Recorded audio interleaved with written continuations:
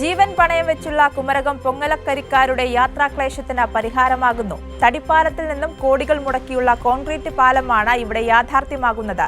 ഇതുവഴി മേഖലയുടെ ടൂറിസം വികസനത്തിന് പാലം വഴി തുറക്കുമെന്ന് മന്ത്രി വി.എൻ. വാസവൻ.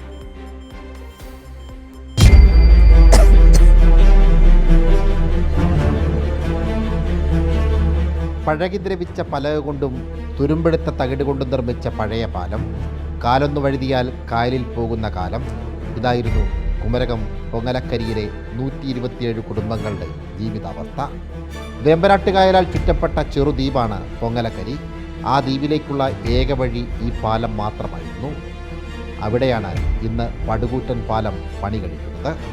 സ്ഥലം MLA കൂടിയായ മന്ത്രി വി.എൻ. വാസവൻ മുൻകൈയെടുത്താണ് പാലനിർമ്മാണത്തിനുള്ള പദ്ധതി ആവിഷ്കരിച്ചത്.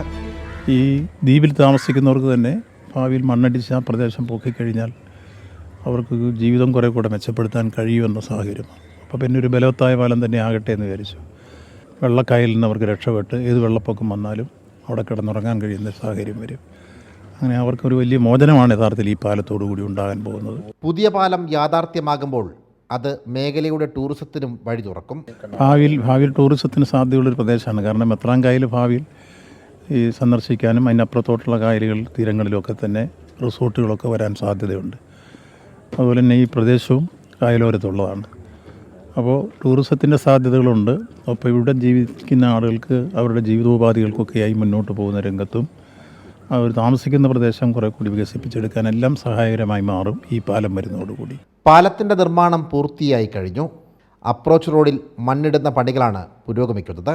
നിർമ്മാണ പ്രവർത്തനങ്ങളുടെ പുരോഗതി മന്ത്രി വി.എൻ. വാസവൻ നേരിട്ടെത്തി വിലയിരുത്തി. സാംജിത് ആർപ്പൂക്കരയ്ക്കൊപ്പം സനോജ് സുരേന്ദ്രൻ, കൈരളി ന്യൂസ്, കോട്ടയം.